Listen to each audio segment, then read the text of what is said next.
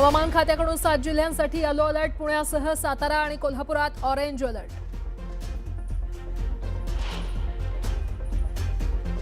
मुंबईतून सुटणाऱ्या एसटीच्या 562 नियमित बसचं आरक्षण फुल. कोकणवासियांची चिंता आणखी वाढली.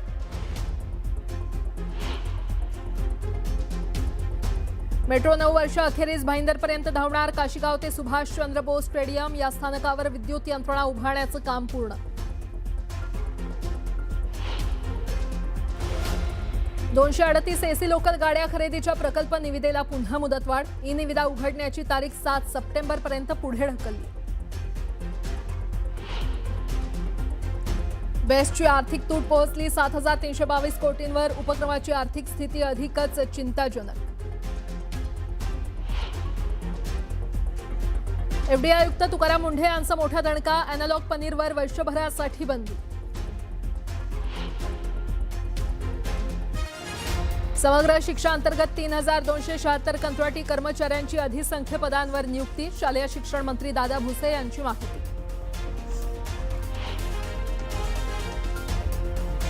3 वर्षात राज्यात 300 किलोमीटर मेट्रोचं जाळं उभारणार. 2,80,000 कोटींची गुंतवणूक प्रस्तावित.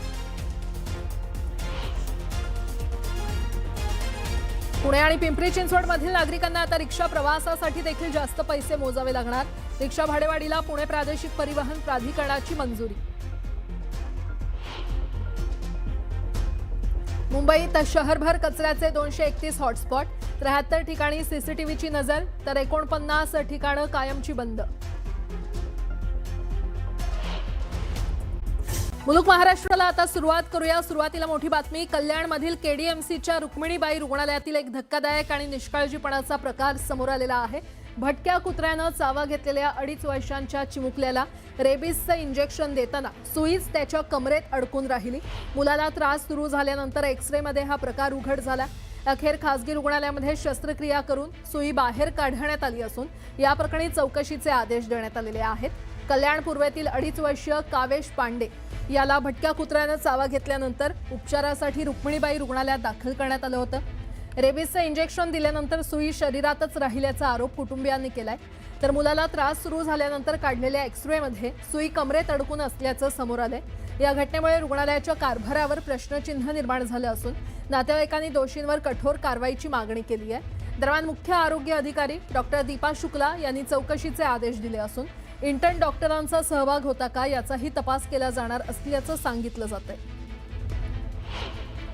त्या बाळाला कुत्रा चावला होता म्हणून त्यांच्या आईवडिलांनी ॲडमिट केलं. ॲडमिट केल्यानंतर उपचारादरम्यान ती सुई त्या बाळाच्या आतमध्ये राहिली. त्यानंतर जेव्हा एक्सरे काढला त्यानंतर ते त्यांच्या इथल्या डॉक्टरांच्या लक्षात आलं. इथल्या डॉक्टरांच्या मध्ये ती सुई आतमध्ये नव्हती, पण एक्सरे काढल्यानंतर ती लक्षात आली की ती सुई आतमध्ये आहे. म्हणजे हा किती मोठा गलतान कारभार आहे. आणि माझी मागणी अशी आहे की ह्या जे कोणी इंटर्न आहे, मी आता DHO अंबरनाथ जे इथे सुपरिटेंडंट आहेत त्यांच्याशी चर्चा केली. त्यांचं म्हणणं आहे की ते इंटर्न होत्या. ज्या कोणी इंटर्न आहेत त्यांच्यावरती कठोरात कठोर कारवाई करावी आणि या परिवाराला न्याय मिळवून द्यावा ही आमची शिवसेना पक्षाकडून मागणी आहे. तर कल्याणमधील केडीएमसीच्या रुक्मिणीबाई रुग्णालयातला हा धक्कादायक प्रकार, निष्काळजीपणाचा हा प्रकार समोर आलेला आहे. भटक्या कुत्र्यानं चावा घेतलेल्या 2.5 वर्षाच्या चिमुकल्याला रेबीजचं इंजेक्शन देताना सुईच त्याच्या कमरेमध्ये अडकून राहिली आणि मुलाला त्रास सुरू झाल्यानंतर एक्सरेमध्ये हा प्रकार उघड झाला. अखेर खासगी रुग्णालयात शस्त्रक्रिया करून सुई बाहेर काढण्यात आली. या प्रकरणी चौकशीचे आदेश देण्यात आलेले आहेत.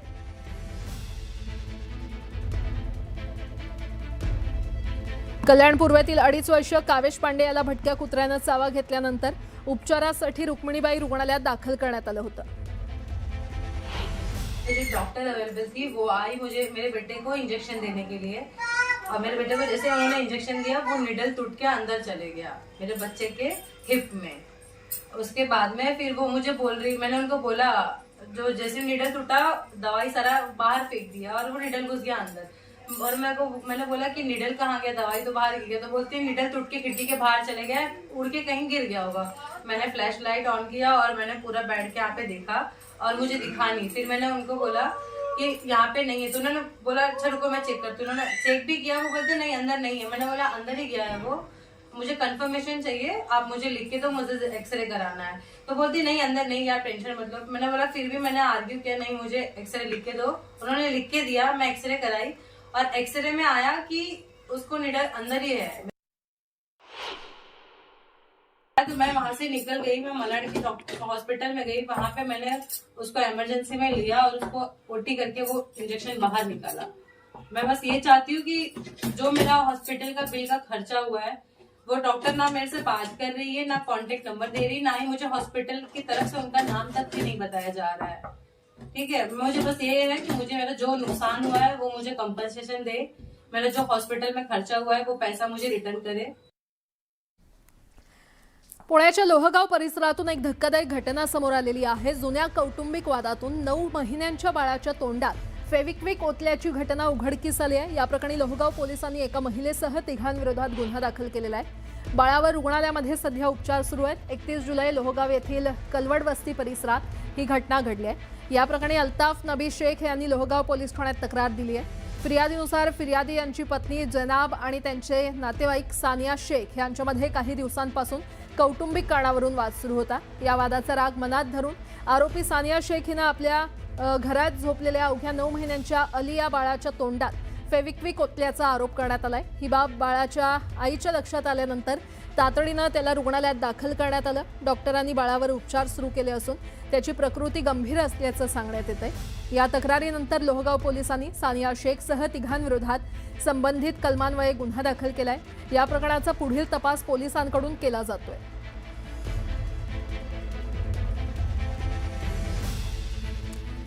पुढची बातमी पाहूयात। एकीकडे तिजोरीमध्ये खडखडाट असताना मुंबई पालिका नगरसेवक आणि महापौर तसंच उपमहापौरांच्या सोयीसुविधांवर कोट्यवधींचा खर्च करते।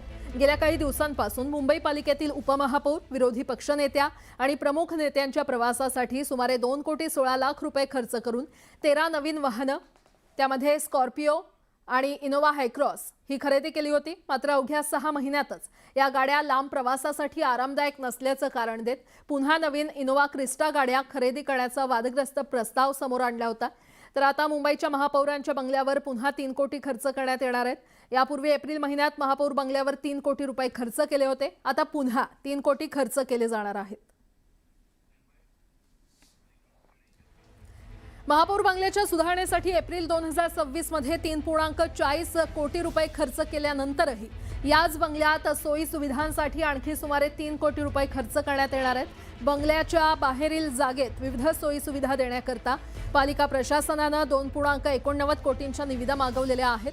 भायखळा येथील वीरमाता जिजाबाई भोसले वनस्पती उद्यान आणि प्राणी संग्रहालयातील महापौर बंगल्याच्या परिसरातील विविध सोयी सुविधांसाठी प्राणी संग्रहालय संचालकांनी निविदा मागवल्यात। यापूर्वी एप्रिल महिन्यात बंगल्याच्या डागडुजीवर 3.5 कोटींचा खर्च करण्यात आला होता। नूतनीकृत बंगल्यात महापौर रितू तावडे या वास्तव्यासाठी गेल्यानंतर आता बंगल्याच्या बाहेरील जागेतील सुधारणेसाठी पुन्हा निविदा मागवण्यात आल्यात। निविदा दस्तऐवजानुसार या प्रकल्पाअंतर्गत ES पाटणवाला रोड लगत ध्वनी शोषक म्हणजेच नॉईज बॅरियर पॅनल्स बसवण्यात येणार आहेत। त्यामुळे वाहतुकीचा आवाज कमी होण्यास मदत होणार आहे। तर सांडपाणी वाहिनी, पर्जन्य जलवाहिनी आणि अन्य उपयुक्त वाहिन्या टाकण्यात येणार असून त्यावर इंटरलॉकिंग कॉन्क्रीट पेवर बसवण्यात येणार आहेत। याशिवाय भूमिगत आणि उंचावरील पाण्याच्या टाक्यांचं बांधकाम देखील करण्यात येणार आहे। बंगल्यात पाणी साठवण्यासाठी यंत्रणा नसल्यामुळे हे काम करण्यात येणार असल्याचं अधिकाऱ्यांनी सांगितलंय। महापौरांच्या अधिकृत बंगल्याच्या सोयी सुविधांसाठी केला जाणारा खर्च पुन्हा एकदा चर्चेत आलेला बघायला मिळतोय। काही दिवसांपूर्वीच महापौरांच्या बंगल्याबाहेर जे बॅरिकेडिंग केलं होतं, इतर गाड्यांचे पार्किंग होऊ नयेत यासाठी जे बॅरिकेडिंग करण्यात आलं होतं तो विषय चर्चेत होता आणि आता यानंतर महापौरांच्या बंगल्यातील सोयी सुविधांच्या नूतनीकरणासाठी जो काही खर्च केला जातोय तो आता चर्चेत आलेला आपल्याला बघायला मिळतोय। एप्रिल मध्ये जवळजवळ 3.40 कोटी रुपयांच्या नूतनीकरणाला मंजुरी मिळाल्यानंतर आता बंगल्याच्या बाहेरच्या परिसरातील विविध सोयी सुविधांसाठी अजून 2.89 कोटींचा खर्च मंजूर असल्याची निविदा जी आहे ती मुंबई महापालिकेने काढलेली आहे।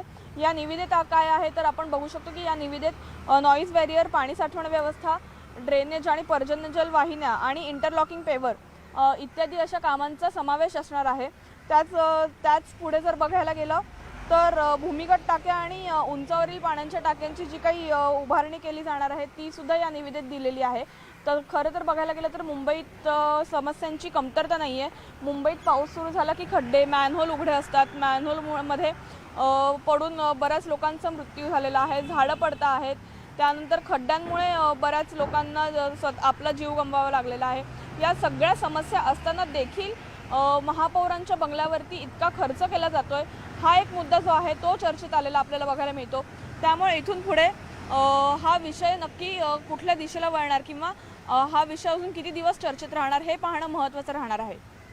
व्हिडिओ जर्नलिस्ट सचिन कुबडेसह मी वैदिक कर्णिक, न्यूज 18 मराठी, मुंबई। काँग्रेसनं केलेल्या गुंगी गुडिया या ट्विटवरून राष्ट्रवादी काँग्रेस चांगलीच आक्रमक झाली आहे। नाशिकमध्ये राष्ट्रवादी काँग्रेस आणि राष्ट्रवादीचे कार्यकर्ते आमनेसामने आले। काँग्रेस विरोधात राष्ट्रवादीकडून आंदोलन पुकारण्यात आलेलं आहे। नाशिकमधली ही दृश्य आहेत। काँग्रेसनं केलेल्या गुंगी गुडिया या ट्विटवरून राष्ट्रवादी काँग्रेस आता आक्रमक झालेली आहे। नाशिकमध्ये राष्ट्रवादी काँग्रेस आणि राष्ट्रवादीचे कार्यकर्ते आमनेसामने आलेत आणि या संदर्भात अधिक माहिती घेऊयात। माझे सहकारी लक्ष्मण घाटोळ आपल्यासोबत जोडले गेलेले आहेत। लक्ष्मण, राजस्थान नाशिकमध्ये राष्ट्रवादी काँग्रेस पक्षाच्या वतीनं हे आंदोलन केलं जातंय। राष्ट्रवादी काँग्रेस पक्षाच्या स्थानिक जिल्हाध्यक्ष आणि त्याचबरोबर स्थानिक आमदार जे आहेत ते त्या ठिकाणी आंदोलनामध्ये सहभागी झाल्याचं आपल्याला पाहायला मिळतंय।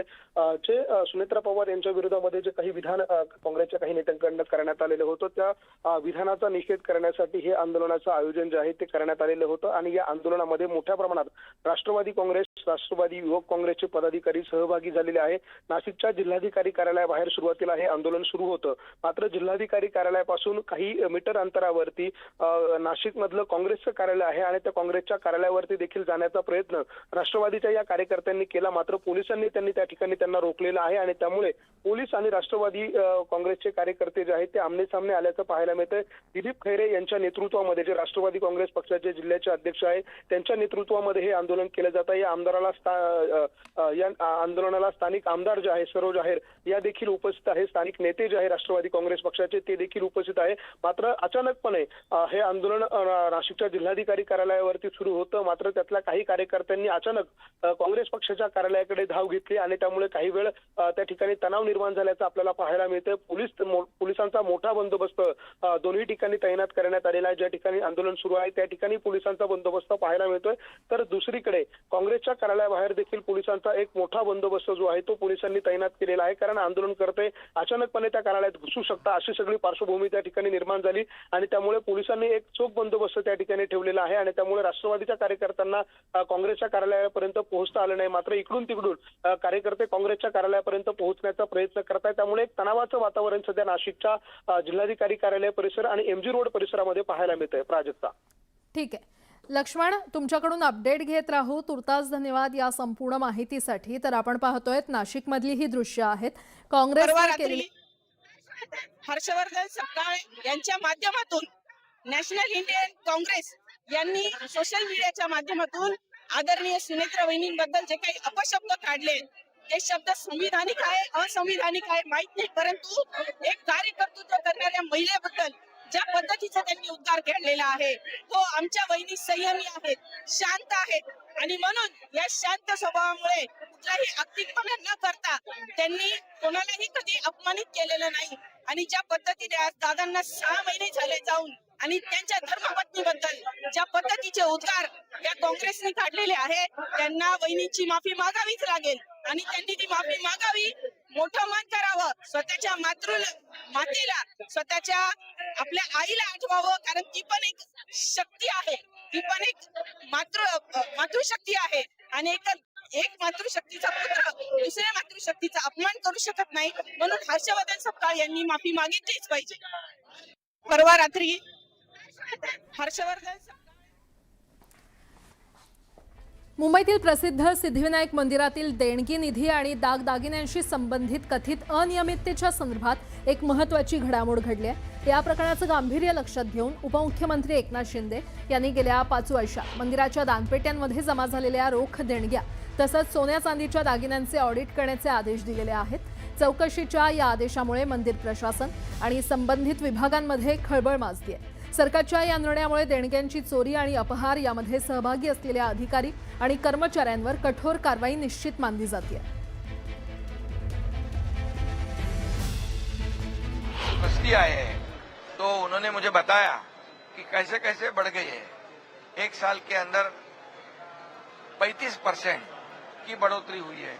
इसका मतलब उनका ही कहना है, उनकी मांग है कि पिछले 5 साल की जब वो ट्रस्टी का जो पीरियड है उसके पहले जो चोरियां हुई है उसमें कई लोगों को अरेस्ट हुई है, कई लोगों को सस्पेंड कर दिया है, कई लोगों को जेल में डाल दिया है। तो उनकी मांग थी कि उनकी सबकी जांच हो और दूध का दूध पानी का पानी हो।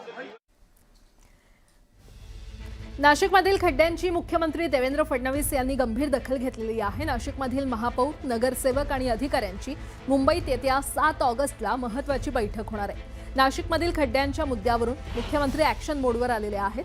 दरम्यान नाशिकमध्ये 7 तारखेला महापालिकेची सभा आयोजित करण्यात आली होती। ती सभा रद्द करून 8 ऑगस्टला नाशिक महापालिकेची सभा होणार आहे। त्यामुळे 7 तारखेला नाशिकच्या खड्ड्यांच्या मुद्द्यावर मुख्यमंत्र्यांनी बोलावलेल्या बैठकीत काय तोडगा निघणार हे पाहणं अत्यंत महत्त्वाचं असणार आहे। दर्शनासाठी आलेला भाविक थेट खड्ड्यात पडल्याची घटना नाशिकमध्ये घडलेली आहे। नाशिकच्या सरदार चौक परिसरातील सांडव्यावरच्या देवी मंदिरासमोर हा प्रकार घडलेला आहे। कुंभमेळ्याच्या कामासाठी हा मुख्य रस्ता खोदून ठेवलाय, मात्र खोदून ठेवलेल्या रस्त्याच्या बाजूला कोणत्याही उपाययोजना करण्यात आलेल्या नाहीत। त्यामुळे या खड्ड्यात भाविक पडला। अनेक दिवसांपासून काम अपूर्णच असल्यानं नाशिककरांच्या जीविताला धोका निर्माण झालाय।